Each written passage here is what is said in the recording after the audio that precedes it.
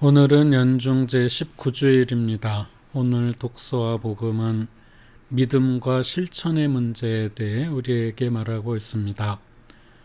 오늘 이 독서인 히브리서는 믿음의 조상 아브라함의 이야기를 통해 믿음의 중요성과 믿음을 통한 실천의 문제를 잘 전해주고 있습니다. 아브라함은 지금의 이란 지역에 살던 사람이었습니다. 그런데 어느 날 하느님께서 고향을 떠나 내가 일러주는 곳으로 떠나라고 하시자 두말 없이 고향을 떠나 자기가 알지 못하는 곳으로 갔습니다. 히브리서는 그는 어디로 가는지도 모르고 떠난 것입니다 라고 말합니다. 또한 아브라함의 부인 사라도 믿음 때문에 노년에도 아이를 가질 수 있는 능력을 얻었다고 말합니다. 바로 이 믿음 때문에 죽은 것이나 다름없는 사람에게서 하늘의 별처럼 수가 많고 바닷가의 모래처럼 셀 수 없는 후손이 태어났습니다 하고 말합니다. 끝으로 늦게 얻은 이삭조차도 희생제물로 바치라는 하느님의 명령에 두말 없이 따름으로써 오히려 이삭을 다시 찾았으니 이는 믿음으로 죽었던 이삭을 찾은 것이라고 설명합니다. 아브라함은 믿음 때문에 자신이 살고 있던 이 지상이 오히려 타향이며 진정한 고향은 하늘에 있다는 사실을 알고 그 고향을 갈망했습니다. 아브라함의 예를 통해서 믿음은 행동으로 옮겨져야 한다는 확신을 얻을 수 있습니다. 만일 고향을 떠나라고 명하시는 하느님께 아브라함이 저는 벌려놓은 일이 많아서 고향을 떠날 수는 없습니다만 그래도 당신을 믿는 마음에는 변함이 없다는 사실을 알아주십시오 라고 했다면, 또 아들 이삭을 바치라는 하느님의 명령에 뒤늦게 얻은 귀한 자식이라 아들을 바칠 수는 없습니다만 당신을 믿는 마음은 변함이 없습니다 라고 했다면 과연 아브라함을 믿음의 조상이라고 할 수 있겠습니까? 올바른 믿음은 올바른 실천으로 입증되어야 합니다. 자신의 믿음을 올바른 실천이라는 방법이 아니라 강요한다면 그것은 복음 선포가 아니라 독선에 불과하며 오히려 복음을 모욕하는 것입니다.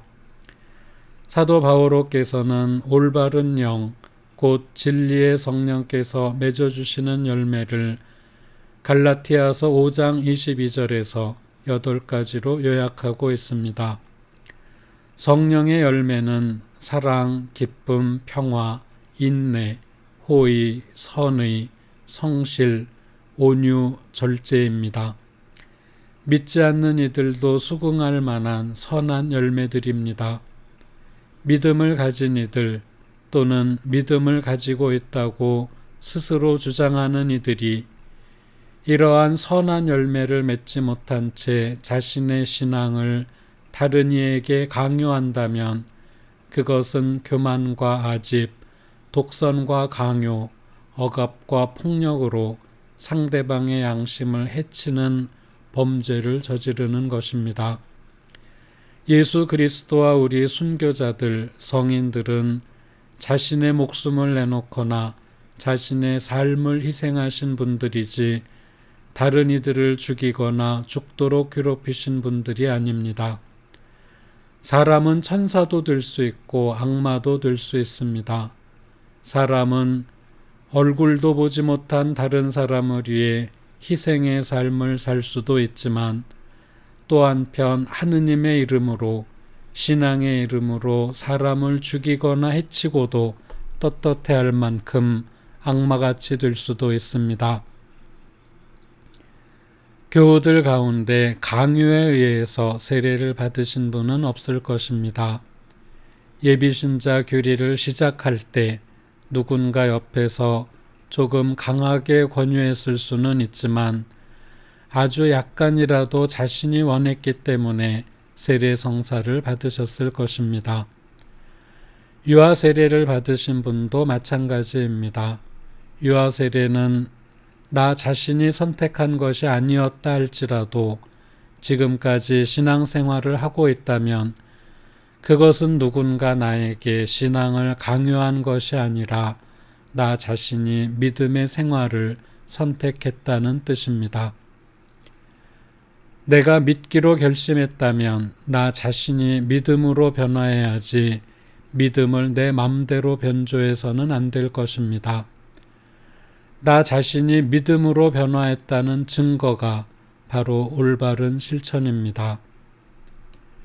오늘 복음에서 예수님께서는 너희는 허리에 띠를 메고 등불을 켜놓고 있어라. 기다리는 사람처럼 되어라. 행복하여라. 주인이 와서 볼 때에 깨어있는 종들. 너희도 준비하고 있어라.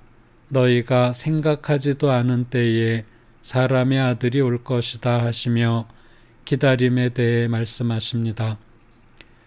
주님의 다시 오심을 기다리는 것은 초대교회 신자들의 강렬한 믿음이었습니다. 우리 역시 초대교회 신자들처럼 믿음의 허리띠를 메고 실천이라는 등불을 켜놓고 주님의 다시 오심을 기다려야 할 것입니다. 믿음이란 우리 믿음의 선조들을 통해 전해받은 과거의 말씀을 신뢰하고 그 말씀을 현재 실천하면서 미래에 희망을 두는 것입니다. 신앙생활은 생각이나 마음으로만 하는 것이 아닙니다. 머리로 이해할 수 있는 것은 이해하고 이해가 되지 않는 것은 하느님의 선하심을 기준으로 믿고 그리고 희망을 가지고 몸을 움직여 실천하는 것이 신앙생활입니다. 영광이 성부와 성자와 성령께 처음과 같이 이제와 항상 영원히 아멘.